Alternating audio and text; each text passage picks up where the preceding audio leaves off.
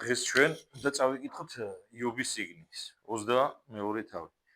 ნუ ახლა ორი კვირის წინ ჩვენ 21 თავზე ვისაუბრეთ და გახსოვთ თქვენ თავარი ახლა მომენტი 21 თავიდან იყო იობის პასუხი და თხოვნა რომ მეგობრებო მომისმინეთო და მე იქ ყვება სინამდვილეს თუ რა არის მიზეზი იმისა რომ მას თავზე განსასწრელი დაატყდა რომ ის არ არის ცოდვილი იმიტომ რომ მეგობრები ფიქრობდნენ ახლა ის ჩვენ ხშირად ვიწევს ამის გახსენება მაგრამ კიდევ ერთხელ გავიხსენოთ რომ ახალ ცხოვრებს ვერ მოვიგონებთ მეგობრებს ეგონათ რომ იობის თავზე დატეხილი განსასწრელი მისი ცოდვების გამო იყო ზოგადად ადამიანებს ეს რომ მიაჩნიათ რომ თუ ადამიანის ცხოვრებაში ხდება რაიმე პრობლემა ამის მიზეზი არის ცოდვა და ეს ასეც არის ხშირ შემთხვევაში ანუ ყოველთვის არა ყოველთვის ახლა თუ ჩვენ იმას ვიტყვით რომ ადამიანის თავზე დატეხილი განსასწრელი ცოდვის მიზეზია რაც შეიძლება ძალიან ისე უხალხო მდგომარეობაში ჩავარდეთ იმიტომ რომ ცხოვრებაში ხდება მომენტი როდესაც ადამიანი არ ჩადის ძალიან დიდ დანაშაულს და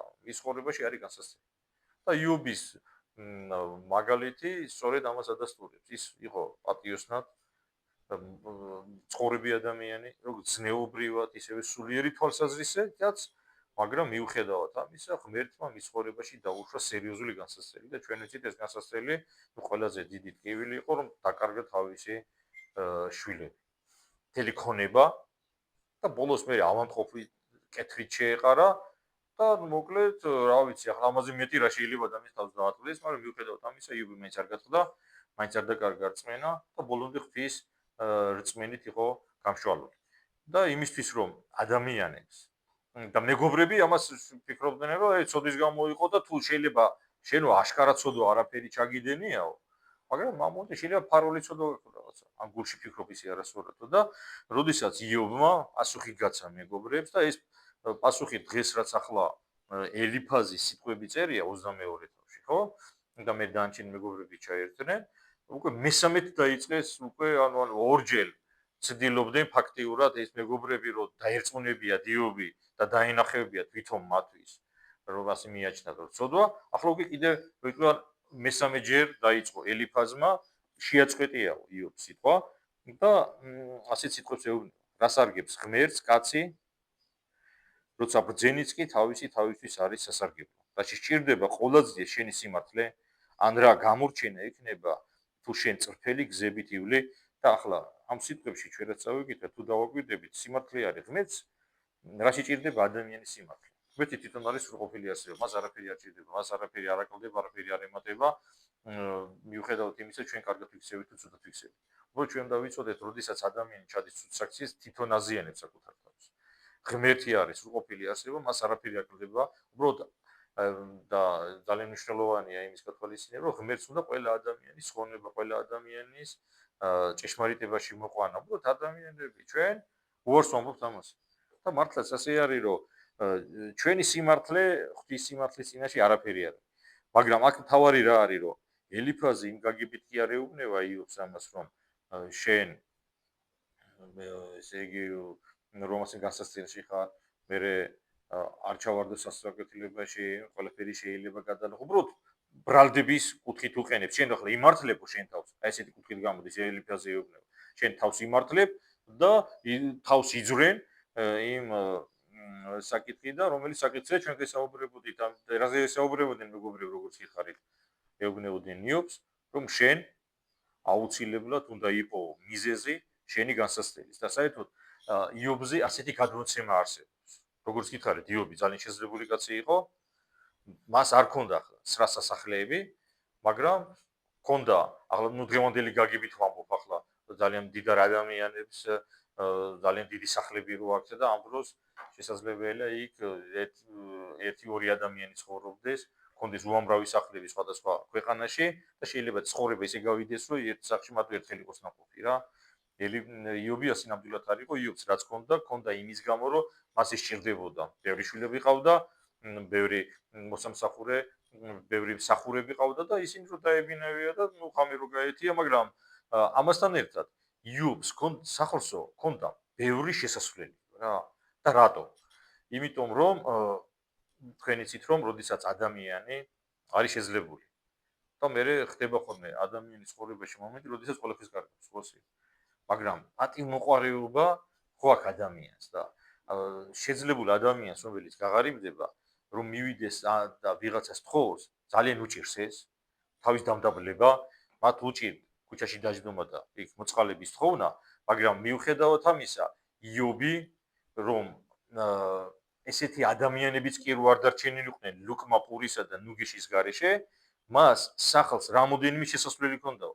ანუ ის ხალხი, რომლებსაც ჰქონდათ ქონება, რაღაც საპატიო წოდება და ადგილი ეკავათ საზოგადოებაში და გაღარიბდნენ და ჭირდებოდა დახმარება, იმისთვის რომ ჩვეულებრივ ადამიანებთან ერთად არ დამდგარიყვნენ რიგში მოწყალების მისაღებად, ცალკე ღებულობდა ხოლმე თურმე, რომ მათი პატივმოყვარეობა და ესეთი სიამაყე რომ არ ყოფილიყო დამაბრკოლებელი მოწყალების სათხოვნილად. ანუ ბევრი კარები ქონდა, ისეთი ადამიანი იყო, ყველა ადამიანს ერგებოდაო. ყველა ადამიანის უნდოდა დახმარების ხელის გაწოდება, თან ამასთან იმ ადამიანების უკლედ მდგომარეობასაც ითვალისწინებდა. და აი ესეთ ადამიანს ეუბნებიან, რომ შენი განსასწრების მიზეზი არის ცოდვა. აი ესე. ასე რომ ჩვენ არ გაგვიკვირდეს, როდესაც შეიძლება ჩვენს ხელი გამოიშვირო და რაღაცაში დაგვადანაშაულო. იმიტომ რომ წარმოიდგინეთ თქვენ, ასე რომ იტყვიან, კრისტალურ ადამიანს იობსაც კი საკუთარი მეგობრები, რომლებიც იცნობდნენ, ახლა ეს უცხო ხალხი კი არ იყვნენ ახლა.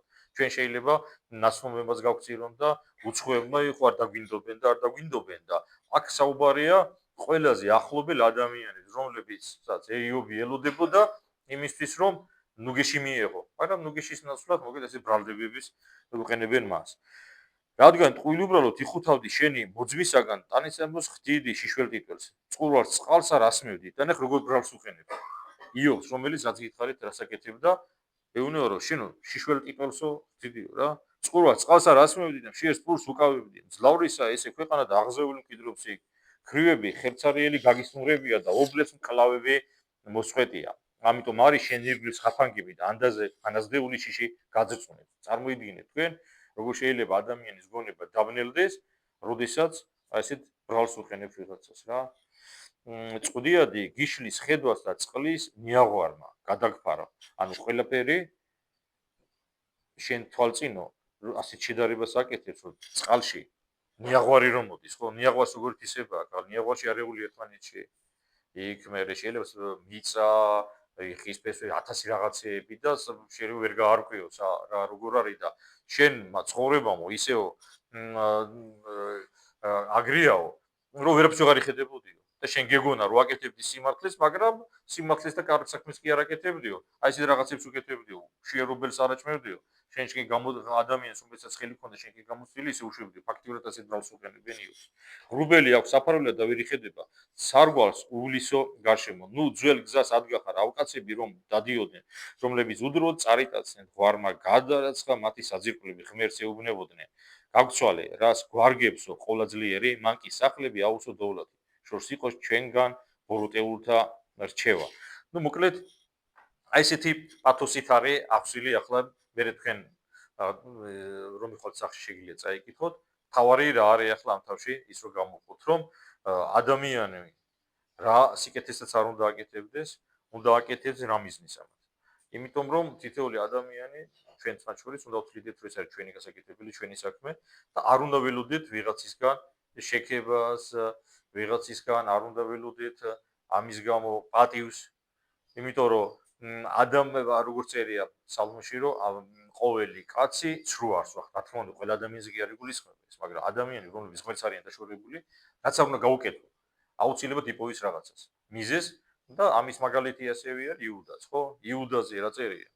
იუდაზე წერია, რომ იყო უფლის უახლოესი მოწაფე.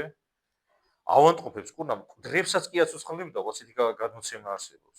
მაგრამ ბოლოს რა გააკეთა? 30 ვერცხლად, ანუ გროშებად გაყიდა მაცხოვრი.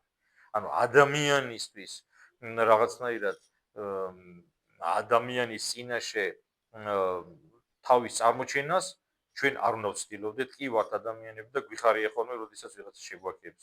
გვიხარია ხოლმე ადამიანის სისუსტის გამო, რომ დაინახავენ ჩვენ გაკეთებულ საქმეებს, მაგრამ იცოდეთ ეს ყველაფერი წარმავალია, ყველაფერი არის ამაო, თავარია ის პასიულობა, რომელიც პასიულობაზე ღმერთი ჩვენ მოგიწოდებს. ეს არის პასიულობა მთავარი რა, უნდა გვიყვარდეს ღმერთი და უნდა გვიყვარდეს ადამიანები. ადამიანების სიყვარულში ისე უნდა დავიხარჯოთ, როგორც ღმერთი გვიდგება ჩვენ. ანუ ღმერთს როგორც უყვარვართ, ჩვენც ასე უნდა გვიყვარდეს ადამიანი და ღმერთს როგორ უყვარს ადამიანი? ღმერთს ყველა ადამიანი უყვარს. ცოდვილიც და მართალიც, ყველა უყვარს.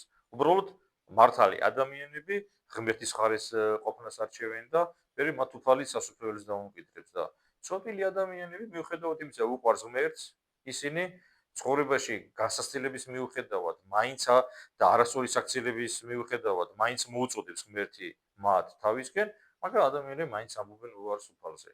ეს უკვე მათი არჩევანია. აქედან გამომდინარე, ღმერთმა მოგცეს თითოეულ ჩვენთაგან ზალა, რომ გვიყვარდეს ღმერთი და ღმერთმა მოგცეს ზალა იმისა, რომ გვიყვარდეს ერთმანეთის და გვიყვარდეს ყველა ადამიანი. ამინ.